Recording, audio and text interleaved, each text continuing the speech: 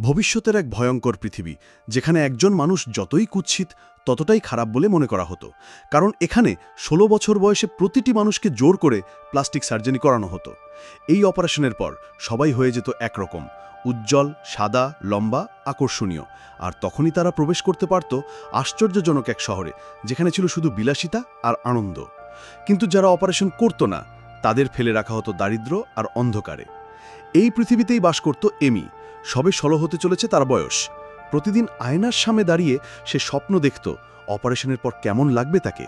তার স্বপ্ন ছিল সেই শহরে ঢোকার, যেখানে শুধু সুন্দর মানুষই থাকে।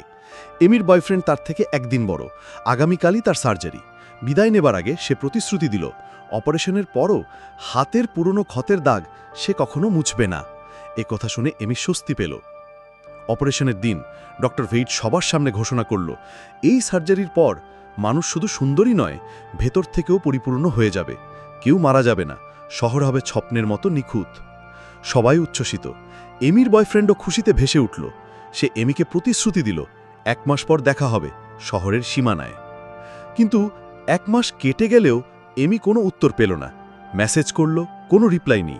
অস্থির হয়ে সে সিস্টেম হ্যাক করে শহরে ঢোকার সিদ্ধান্ত নেয়। একদিন নাচের আসরের ভেতর তার হাতে এসে পড়ল এক হাইটেক মাস্ক। মুখে পড়তেই এক মুহূর্তে রূপান্তর। সে হয়ে গেল এক সুন্দর যুবতী, গায়ে ঝলমলে পিঙ্ক গাউন, চারপাশে রঙিন পরিবেশ। এই ছদ্মবেশে এমি শহরে ঢুকে যায়।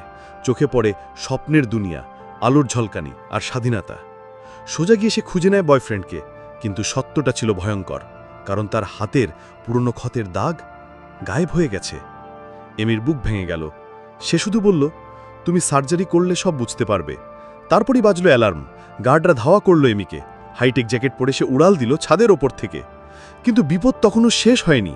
ঠিক সেই সময় এক বাহুসী মেয়ে স্কাইবোর্ড নিয়ে তাকে বাঁচালো। তার নাম শাওলি। দুজনেই দ্রুত বন্ধু হয়ে গেল। আর অবাক হয়ে জানল, তাদের জন্মদিন একই দিনে। মানে তারা চাইলে একসঙ্গে সার্জারি করাতে পারবে। কিন্তু পরদিন হঠাৎ গার্ডরা এসে এমিকে ধরে এক এয়ারশিপে তুলে নিল। দীর্ঘযাত্রার পর এমির সামনে দাঁড়ালো ডক্টর ভেইট। সে জানালো, এমিকে ডাকা হয়েছে এক নিখোঁজ স্টুডেন্টের বিষয়ে জিজ্ঞাসাবাদের জন্য। আর সেই স্টুডেন্ট আর কেউ নয়, তার নতুন বন্ধু শাওলি।